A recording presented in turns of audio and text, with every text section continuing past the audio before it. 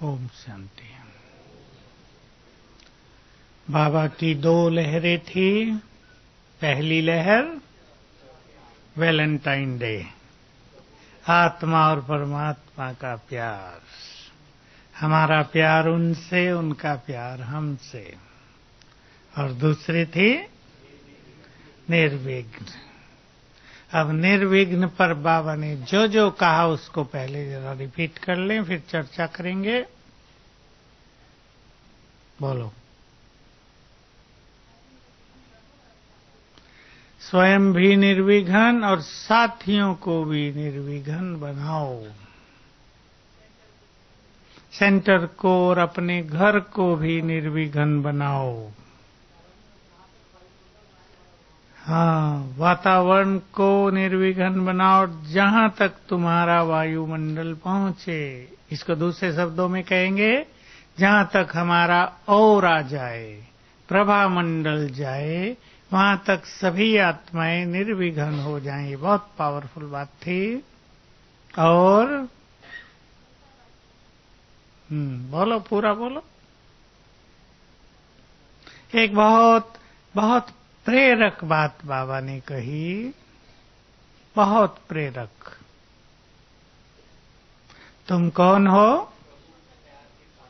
विश्व कल्याणकारी। तुम्हें विश्व का कल्याण करना है। तुम्हें सारे विश्व को विघ्नों से मुक्त करना है। तो ये तो छोटी सी बात है। बहुत एक ऊंचा स्वमान हमें दिया और हमारे कर्तव्यों की याद दिलाई। उससे हमें आभास हो जाता है कि जो ये छोटी बातें हैं वो तो सचमुच बहुत छोटी हैं। हम बहुत बड़े, हमारा कार्य बहुत बड़ा। जिन्हें संसार को विघ्नों से मुक्त करना है, वो छोटी बातों के कारण विघ्नों में नहीं रह सकते। अब इन बातों पर प्रैक्टिकल में हम करेंगे। पहली बात मैं आप सभी को याद दिलाऊंगा। अटेंशन सभी। बाबा ने हमें जैसे चैलेंज कर दिया, निर्विघ्न बनो, साथियों को बनाओ, स्थान को बनाओ। भगवान का चैलेंज तो स्वीकार है। ये चैलेंज पहली चीज है कि ये चैलेंज हमें स्वीकार हो। और मूल कहां से शुरू होगा? बीज। स्वयं यदि निर्विघ्न होंगे तो ये सब कुछ निर्विघ्न हो जाएगा।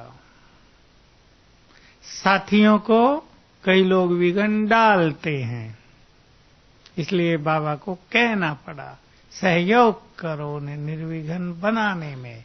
विघ्न डालने वाले नहीं, विघ्नों को हरने वाले बन जाओ।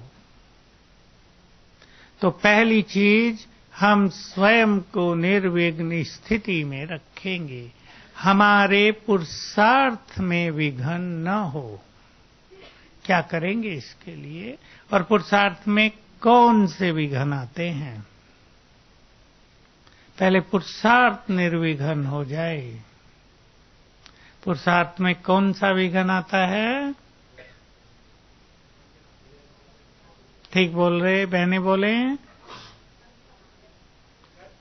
एक है व्यर्थ संकल्पों का, दूसरा है आलस और अलबेलेपन का। कई लोग ऐसे हैं जिनको व्यर्थ संकल्प भी नहीं होते, पर आलस और अलबेलापन बहुत रहता है। वो भी विघ्न है पुरुषार्थ में बहुत बड़ा। और कौन सा विघ्न आता है अपने पुरुषार्थ में?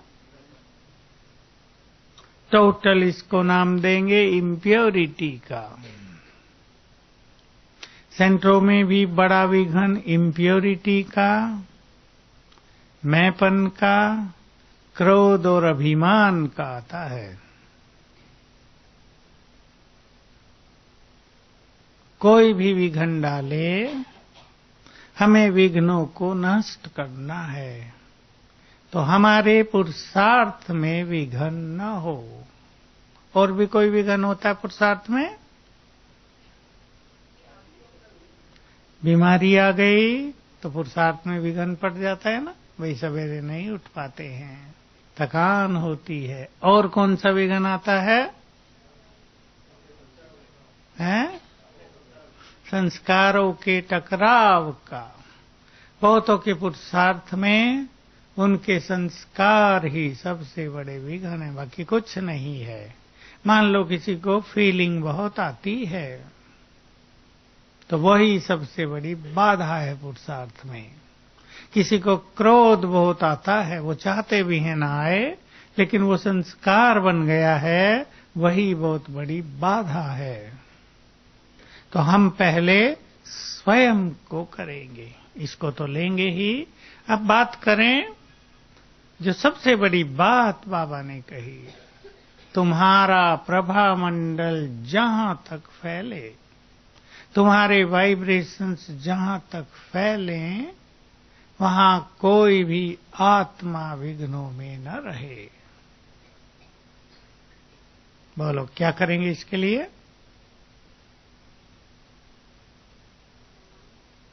बोलो बोलो इसके लिए हमें अपना ऑरा, अपने वाइब्रेशंस इतने पावरफुल बनाने हैं। पहले दूर तक की बात छोड़ें कि हमारे आसपास के बहुत से लोग निर्विघ्न हो जाएं, अपने डिपार्टमेंट में हो जाएं, मान लो यज्ञ में हो जाए, सेंटर में कोई हैं तो सेंटर वाले हो जाएं, स्टूडेंट्स हो जाएं। ये बहुत बड़ी बात है। क्या क्या करेंगे? एक तो अमृत वेला बहुत पावरफुल हो जाए, और अमृत वेले ही हम बाबा से निर्विघ्न भव का और विघ्न विनाशक का वरदान ले लें। और इसके लिए रोज जिसके पास ज्यादा विघ्न है, चाहे वो आपका परिवार है, सेवा केंद्र है, डिपार्टमेंट है, तो रोज इसके लिए कुछ दिन तक समय दे देंगे। अब कम से कम 7 बार मैं मास्टर सर्वशक्तिवान हूं, विघ्न विनाशक हूं, बहुत गुड फीलिंग के साथ। इसको मंत्र की तरह रटेंगे नहीं, पर गुड फीलिंग के साथ इसमें रहेंगे। मैं मास्टर सर्वशक्तिवान हूं, विघ्न विनाशक हूं। और ज्यादा विघ्न हो तो 21 बार रोज कर लें, 21 दिन। बहुत अच्छी फीलिंग होगी। 21 बार करने में 15 मिनट अवश्य लगाएं। बहुत अच्छी फीलिंग के साथ इसको करेंगे तो हमारा ये प्रभा मंडल बहुत पावरफुल रूप से चारों ओर फैलेगा और अनेकों के विघ्न नष्ट होंगे। पहले भी हम ये सब अभ्यास कर चुके हैं, सभी यज्ञ निवासी विशेष रूप से, लेकिन यज्ञ के स्नेही सभी आत्माएं चाहे सेंटरों में हैं चाहे यहाँ हैं, 15 मिनट विशेष योग करके इस स्वमान से संकल्प करेंगे बहुत पावरफुल, हमारा यज्ञ क्या निर्विघ्न हो जाए, या कोई विशेष विघ्न हो, हमारा ये बाबा का यज्ञ इस विघ्न से मुक्त हो जाए।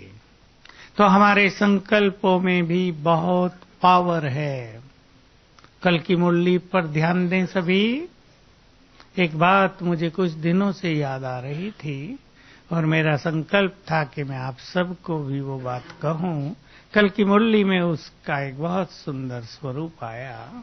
मैं सोचता था कुछ लोग ब्रह्मा बाबा को एक पुरुषार्थ ही समझते हैं ना, भाई वो मनुष्य था, शिव बाबा का रथ था, उन्होंने भी बहुत तपस्या की, पुरुषार्थ किया। लेकिन एक विशेष बात, शिव बाबा ने उन्हें ब्रह्मा बनाते ही कई स्पेशल पावर्स दे दी थी। पावर्स ये 8 शक्तियों की बात नहीं, अधिकार, सत्ता। जैसे तुम भाग्य विधाता हो, ब्रह्मा को बना दिया था भाग्य विधाता।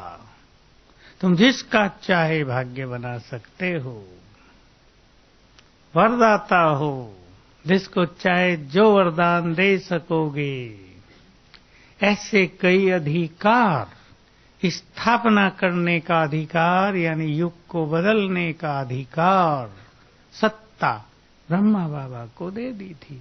कल की मुरली में आप किसी ने कैच किया हो, तुम बच्चों को भी बाप ने कई अधिकार दिए हैं, उन्हें यूज करो। याद है?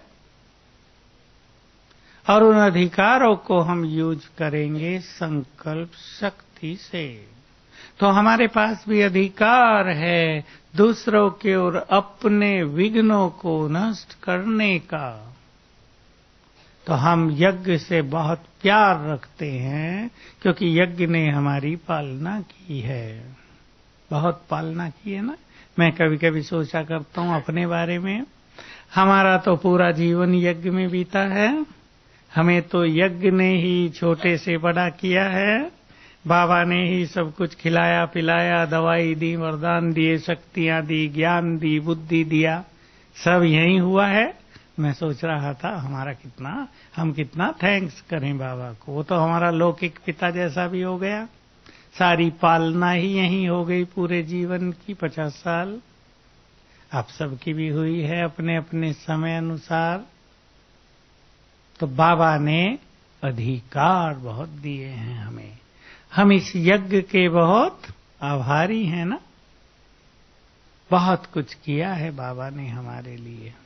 जैसे मैंने सोचा, आप भी सोच सकते हैं ऐसा ही। जो पुराने हैं यज्ञ में, बाबा ने कैसे हमें पाला है, पालना की है बहुत जबरदस्त। तो इस यज्ञ को निर्विघ्न बनाना हमारा परम कर्तव्य है। और इसको निर्विघ्न बनाने में हमारा सबसे बड़ा योगदान कौन सा होगा? चाहे हमारा ये यज्ञ है तीनों कैंपस, चाहे हमारे सेंटर हमारा यज्ञ है, इन सभी को निर्विघ्न बनाने में हमारा कौन कौन सा योगदान रहना चाहिए? एक तो पवित्रता, वो हो ही गया। और बोलो, व्यर्थ नहीं। सबसे बड़ा योगदान यज्ञ के लिए होगा व्यर्थ नहीं। जितना इसमें हम योगदान कर सके, यज्ञ व्यर्थ से मुक्त। व्यर्थ में न हमारी रुचि हो, कोई हमें सुनाने आए उसमें भी हमारी रुचि न हो, हम उनकी रुचि को भी समाप्त कर दें। सबका अपना अपना पार्ट है। ये बहुत बड़ा योगदान। और योगदान कौन सा होगा? योग युक्त जीवन। बाबा ने कहा हुआ है, जो बच्चे मुझे 8 घंटे रोज याद करते हैं, वो मेरे सबसे ज्यादा सहयोगी हैं।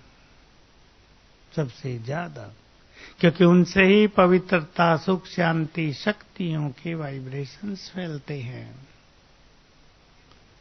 तो हम इन चीजों के द्वारा यज्ञ के वातावरण को बहुत पावरफुल बनाएंगे। ये हमारा बाबा से प्यार भी होगा, इसलिए हम यज्ञ को बहुत प्यार करते हैं। इस यज्ञ ने ही हमें जीवन दिया है, बहुत शक्तियां दी हैं। तो हम सभी इसको निर्विघ्न बनाने का सुंदर संकल्प करें। करते हैं ना सभी? अपने से पूछें, मैं इसके लिए अच्छे से अच्छा क्या कर सकता हूं, क्या कर सकती हूं? ठीक है। अब है दूसरों को सहयोग देना।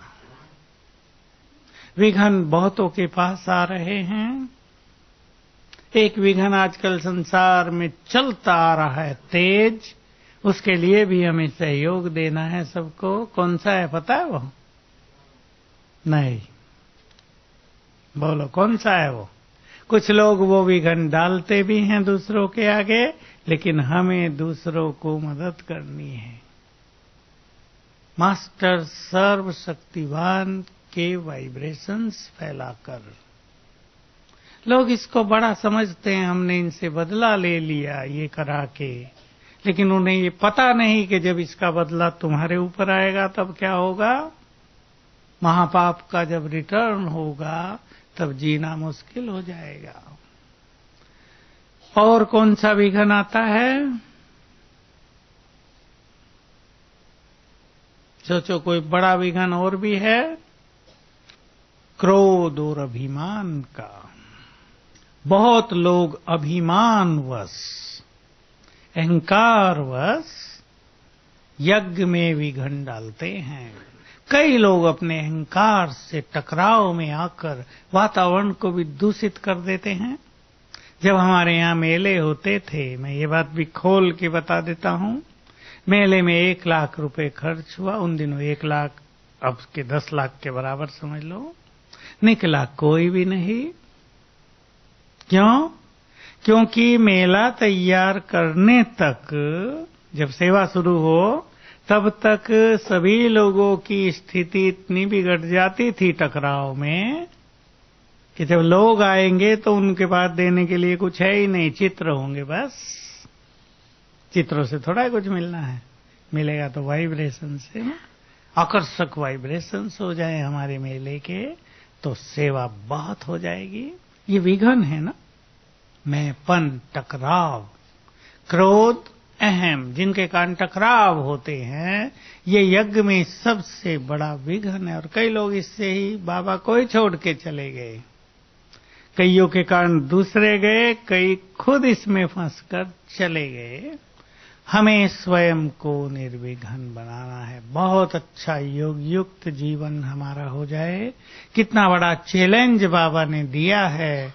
तुम विश्व कल्याणकारी हो, तुम्हें संसार को विघ्नों से मुक्त करना है, तो क्या अपने साथियों को विघ्न मुक्त नहीं कर सकते?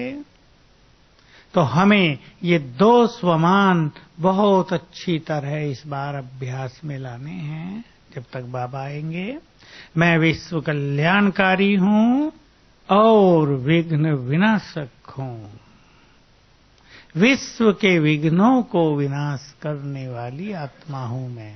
बहुत बड़ा, केवल अपने विघ्न विनाशक नहीं, अनेकों के विघ्नों को नष्ट करने वाले हैं। देखो, बाबा तो खुला ही पूछ रहा था, भाई आगे वाले हाथ नहीं उठाते।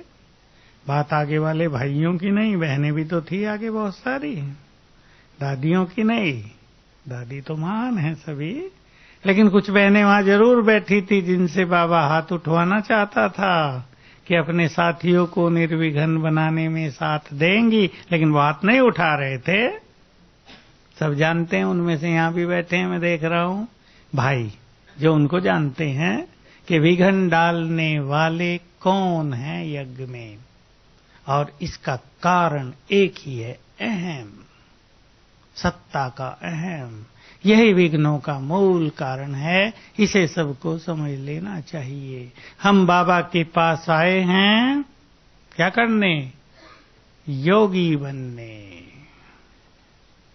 ये भूल गई आत्माएं, इंचार्ज बनना है, सत्ता हाथ में होनी चाहिए। विश्व कल्याण का कार्य इंचार्ज बनने से नहीं, योगी बनने से होता है। क्या विचार है आप सबका? मैंने ठीक कहा या गलत कहा?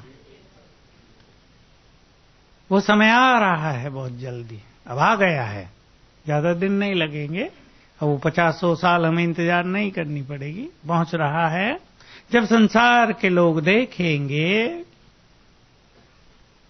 कि संसार की सेवा वही कर पा रहे हैं जो योग युक्त हैं, जिनका चित्त शुभ भावनाओं से भरा हुआ है, जो मैंपन से मुक्त हो गए हैं, जो बहुत पवित्र बन गए हैं, जिन्होंने अपने अंदर सर्व खजाने भर लिए हैं। बाकी इंचार्ज उनको कोई पूछेगा ही नहीं। खोल के कह रहा हूं मैं ये बात, क्योंकि यही होने जा रहा है और वो देखते ही रह जाएंगे। मैं जब वो मुझे एक सीन याद आता है महाभारत का, आपने सुना होगा, भीम में बहुत बल था, कितने हाथियों का? अरे 100 नहीं, कोई कहता 60,000 हाथियों का बल था। तो उसने बहुत सारे हाथियों को घुमाकर आसमान में फेंक दिया था और वो इतनी दूर चले गए कि वापस नहीं आए, वहीं घूम रहे हैं अब तक। धरती का ग्रेविटेशनल फोर्स होता है ना, उसके बाहर अगर निकल जाए चीज तो फिर गिरती नहीं। तो वास्तव में ये स्थूल हाथियों की बात नहीं, ये बात है महारथियों की, कि वो ऊपर लटक जाएंगे बाबा की याद में, फिर नीचे नहीं आएंगे। कोई भीम उन्हें फेंक देगा और वो ऊपर लटक जाएंगे बाबा की याद में, तब संपूर्णता आएगी। क्योंकि बाबा को संपूर्ण तो हम सबको बनाना है, और जिस स्पीड से सब चल रहे हैं, अगर यही स्पीड रही तो संपूर्ण बनने में अगले 5,000 साल चाहिए या नहीं? इसलिए बाबा के पास जरूर कोई सुंदर प्लान है, जो सभी आत्माएं ये तेरा मेरा छोड़ के वैराग्य धारण करें और योग युक्त बन जाए। ये काम बाबा नहीं करता, कराता है। बाबा तो रोज प्रेरणा दे रहा है, लेकिन जा नहीं रही आत्माएं, क्योंकि वैराग्य नहीं आ रहा है। अब तक ये पता नहीं कि योग युक्त होना ही प्रभु की श्रेष्ठ इच्छा है। उन्हें लगता है मान मिल जाए। जैसे कई लोग कहते हैं ना, अरे हमारे पास सुंदर कार आ गई, वाह क्या, देखो हम भी कुछ हो गए अब तो, वाह रे मैं, कितना भाग्य है हमारा, सुंदर कार मिल गई। उन्हें पता नहीं ये तो कुछ भी नहीं है। कार वाले बहुत संसार में हैं, 10-10 कारें खड़ी, रात को नींद नहीं आती, कहते हैं कोई कारें ले लो, हमें ये बेकार हो गई, हमें सुला दो। जो योगी हैं वही आगे हैं, जिनके पास स्पिरिचुअल पावर है वही आगे हैं, सत्ता इंचार्ज वाली नहीं। जो बहुत पवित्र हैं, खजानों से संपन्न हैं, वही आगे हैं। बाबा ने इस मुरली में प्यार की बात भी बहुत की। बाबा का प्यार किनको मिलता है? जो ओबीडिएंट हैं, आज्ञाकारी हैं। कौन सी आज्ञा का पालन करने वाले?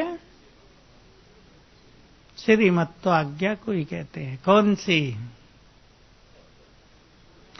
जो सत्य पर हैं, उन्हें बाबा का बहुत प्यार मिलता है। संसार में सत्य को कोई स्वीकार नहीं करता, और बाबा जो परम सत्य है, सत्य आत्माओं पर ही उसका प्यार आता है बहुत ज्यादा। और जिन पे उसका प्यार आएगा, उसकी निशानी क्या होगी? क्योंकि हर व्यक्ति इस कहता है मुझसे बाबा बहुत प्यार करता है, पर प्यार की निशानी भगवान जिन्हें प्यार करे, और जो भगवान को प्यार करे, उसकी निशानी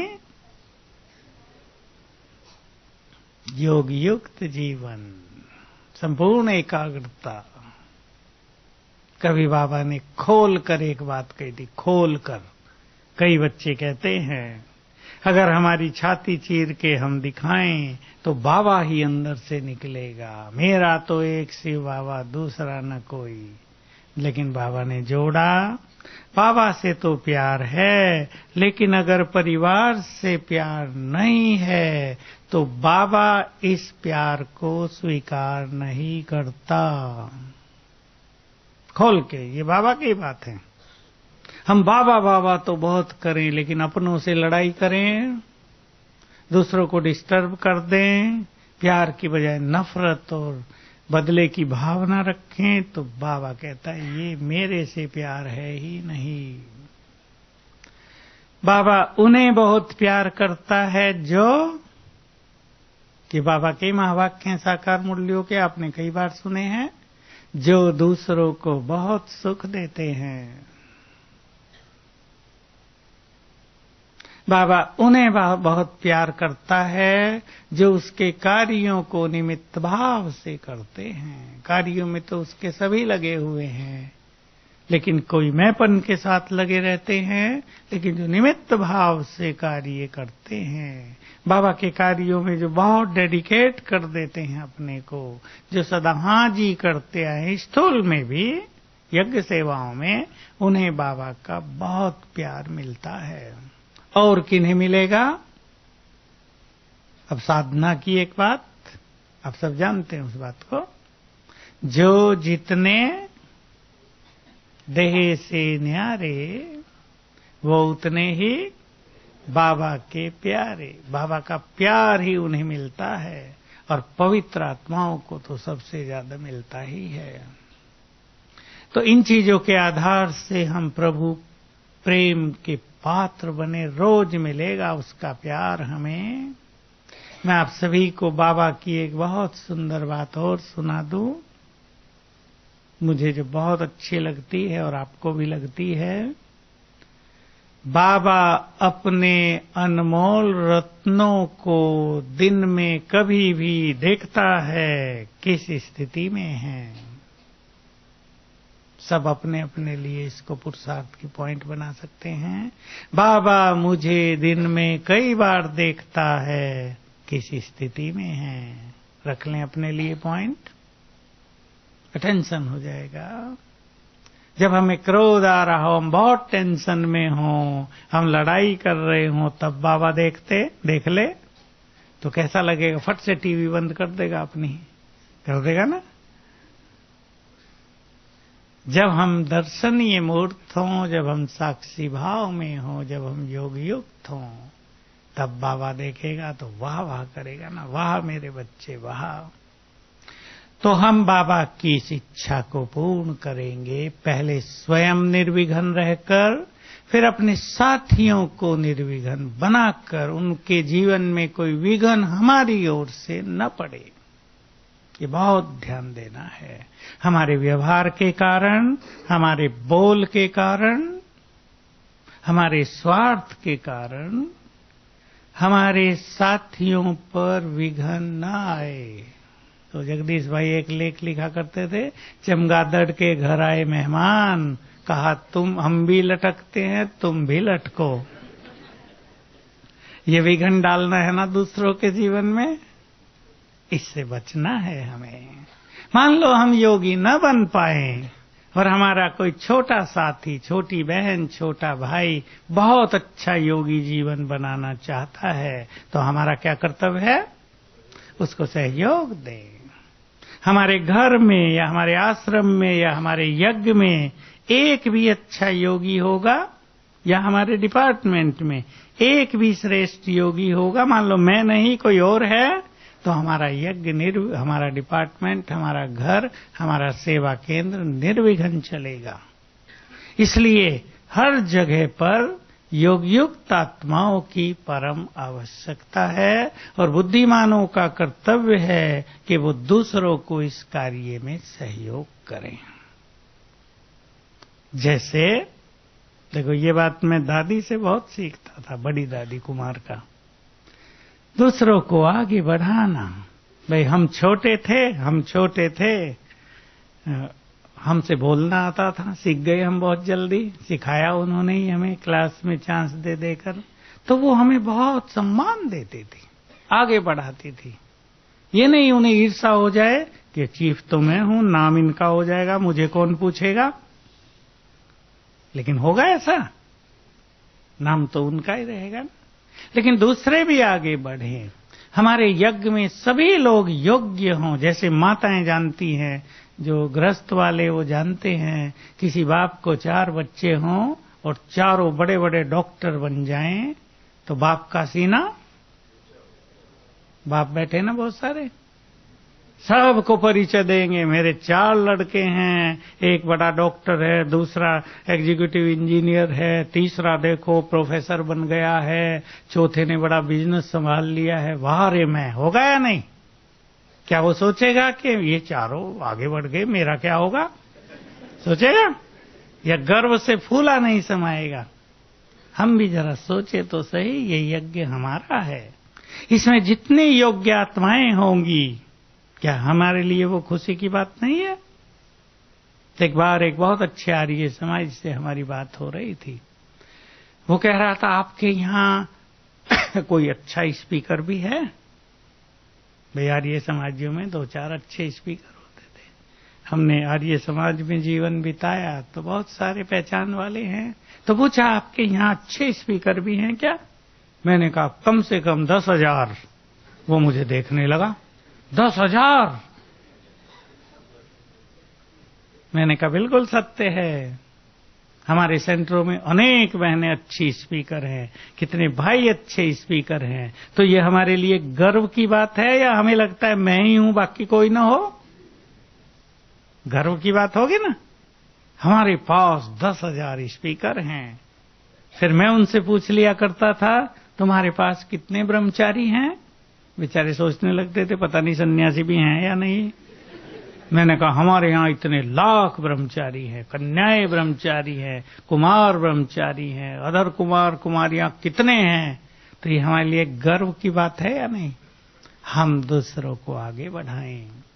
सबके आगे बढ़ने से, सबके योग्य बनने से हमारा यज्ञ बहुत सशक्त होता है। और बाबा तो कहा ही करते हैं, बाप कितना खुश है कि मेरे सब बच्चे विश्व के मालिक बनने वाले हैं। होता है, बाबा को भी तो होता होगा ना। मेरे सब बच्चे कितने महान, संसार में सबसे ज्यादा बुद्धिमान, सबसे ज्यादा योग्य देवता बनने वाले। होगा या नहीं? तो ये सब बात हम सब भी बहुत ध्यान देंगे। ठीक है? तो 2 सोपान हुए। मैं विश्व कल्याणकारी हूँ, विघ्न विनाशक हूँ। रोज 15-15 मिनट सवेरे और शाम सभी यज्ञ को, अपने घरों को, अपने डिपार्टमेंट को निर्विघ्न बनाने में योगदान देंगे। और बहुत अच्छा अभ्यास योग का यही करेंगे। सर्वशक्तिवान से शक्तियों की किरणें मुझे आ रही हैं, चारों ओर फैलकर सबके विघ्न नष्ट कर रही हैं। बस अभी क्लास यहीं समाप्त करेंगे, मुझे भी जाना है बाहर अभी। ओम शांति।